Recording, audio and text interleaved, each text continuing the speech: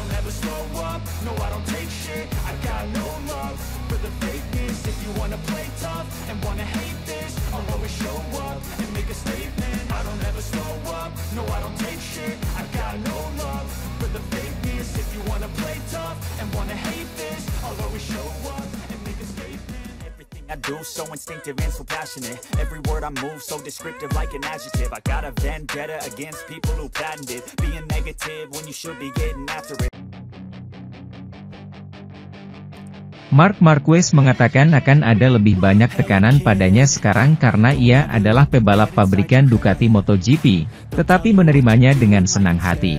Juara dunia 8 kali itu melakoni debutnya di kotak pabrikan Ducati pada Selasa di tes pasca musim Barcelona. Marquez mengendarai motor GP24 dan GP25 selama pengujian, finish tercepat keempat setelah 49 putaran dan tertinggal 0,056 detik dari rekan setimnya Francesco Bagnaia. Tes ini dilakukan hampir setahun setelah ia pertama kali mengendarai Ducati pada tes pasca musim 2023, meskipun ekspektasinya saat itu jauh berbeda. Setelah memenangi 3 Grand Prix pada tahun 2024 menggunakan GP23, kepindahan Marquez ke tim pabrikan diharapkan akan membawanya kembali ke posisi perebutan kejuaraan. Ketika ditanya oleh Crash.net apakah ia merasakan tekanan tambahan ini pada hari pertamanya bersama tim pabrikan, Marquez menjawab, "Tidak, saya merasa nyaman. Saya merasa santai. Tentu saja tekanan akan ada, tetapi pada akhirnya saya terima.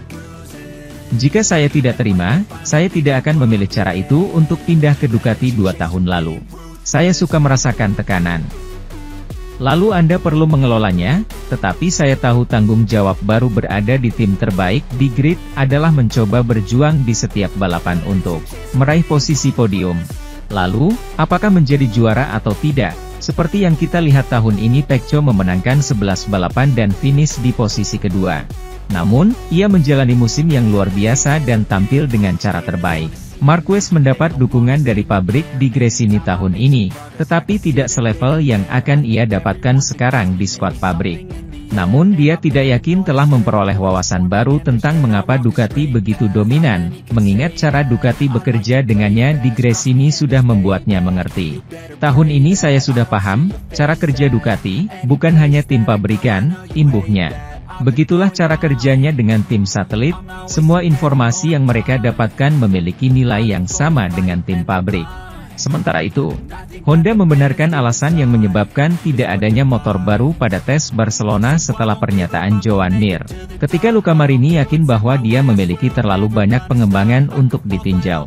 Sulit melihat dengan jelas Honda setelah tes Barcelona. Kesan pertama Joan Mir sangat mengkhawatirkan, dengan pemain Major Chan itu meratapi tidak adanya hal baru yang signifikan untuk dilakukan. Tetapi Alberto Puig membela pendekatan ini. Menurut bos resmi tim, situasi telah berubah dengan adanya konsesi tahun ini dan Honda mampu membuat perubahan signifikan sepanjang durasi kejuaraan. Tidak menjadikan tes Barcelona sebagai kesempatan yang penting dibandingkan dengan merek lain.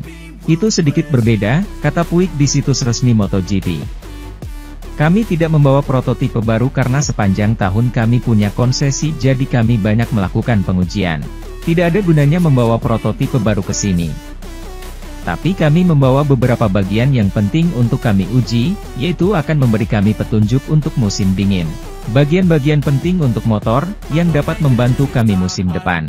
Beberapa kemajuan, jelas kami belum sampai di sana tetapi kami harus terus memahami arahnya. Puig menegaskan bahwa Honda telah membawa 3 hal penting untuk diuji, bukan hal baru tapi berguna dan menurutnya, mendatangkan suku cadang baru khusus untuk kesempatan ini tidak masuk akal. Prototipe 2025 dirancang ketika Anda memiliki sesuatu yang cocok untuk Anda.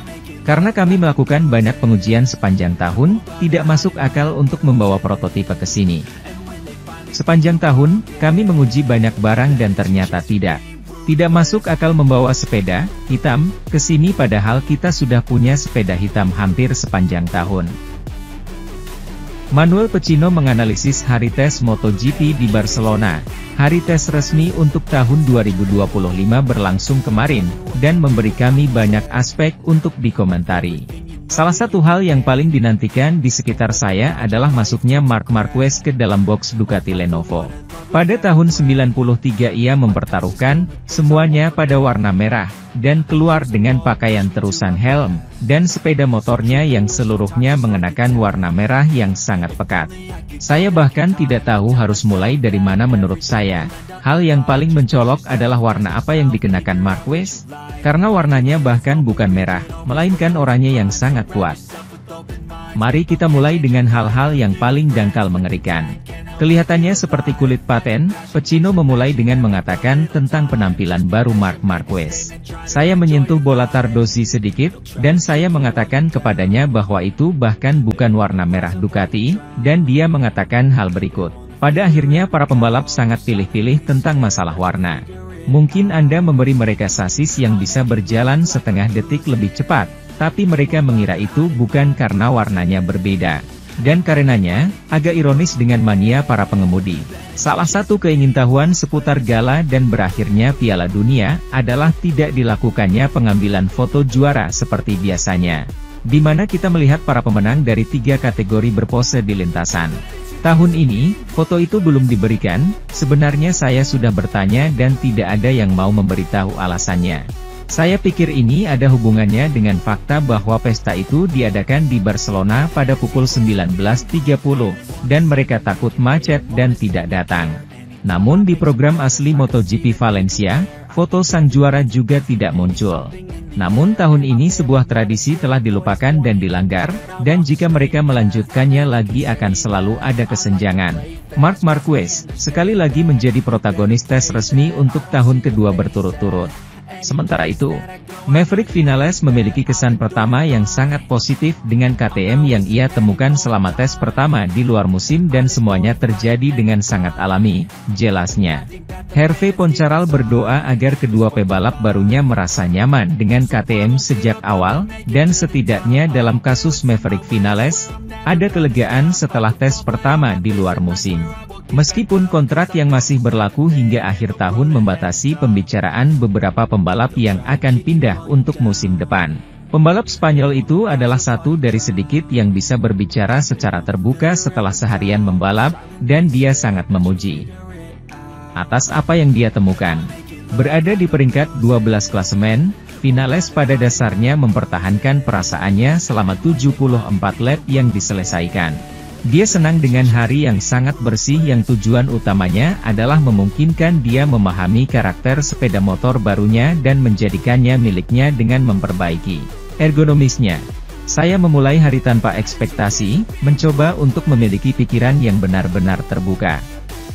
Sejak awal, sejak saya keluar dari lab, perasaan saya sangat positif. Jelas, ada banyak hal yang harus saya pahami dan integrasikan ke dalam berkendara saya, tapi sensasinya bagus.